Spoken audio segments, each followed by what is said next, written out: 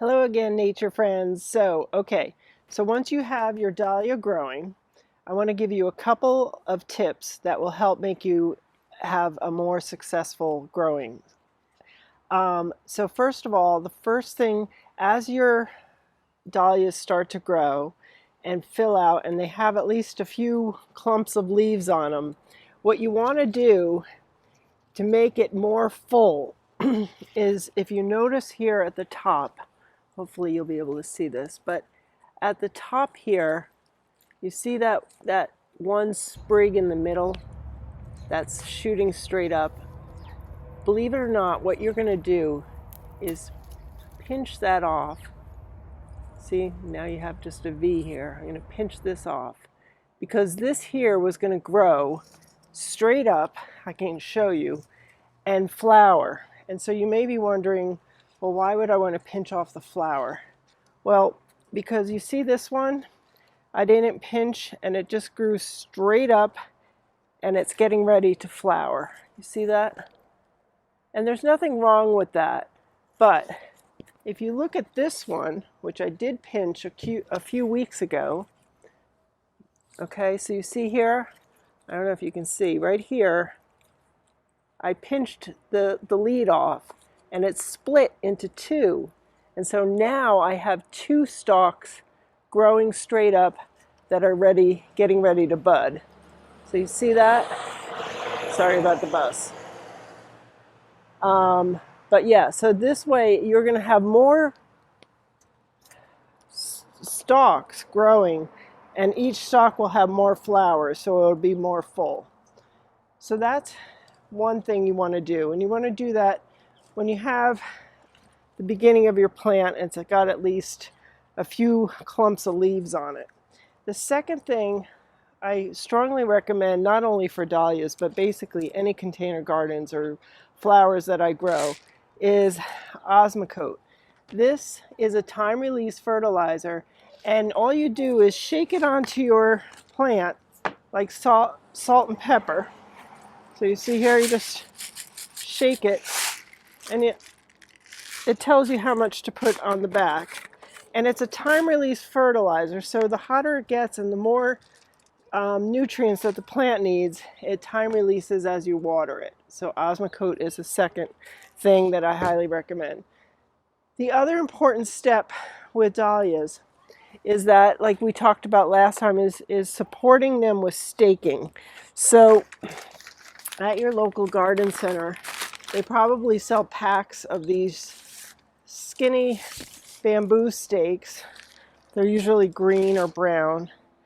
And what you can do is you can take these, unless you happen to be lucky to have a nearby bamboo plant, which we happen to have here, so I can cut them any width or length that I want.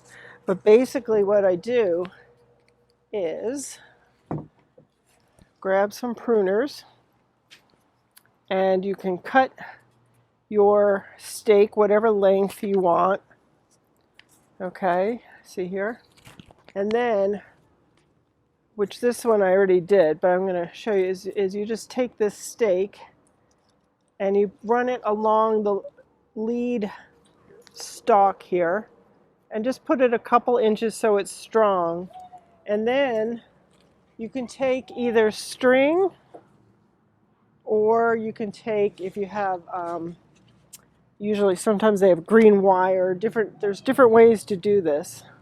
But basically, we're going to go ahead and take this string and just gently, because you don't want to do it tight, so in case the stalk gets thicker, you don't want to choke it, just gently tie it around that stake and you are off and running. So that's going to give that support, so that, especially, once again, so you can see, I don't know if you can see these stakes in there with the string around it, especially because as they get bigger, especially with the flowers, they're going to want to topple over a little bit. So give them a strong support. You can also use different types of topiaries and obelisks if you want to be more fancy. Rebar, if you're doing a whole row of them, you can put strong rebar in and just take thicker wire or string and wrap it around it to kind of cradle the group of them if you're doing it in a garden, like a row of them.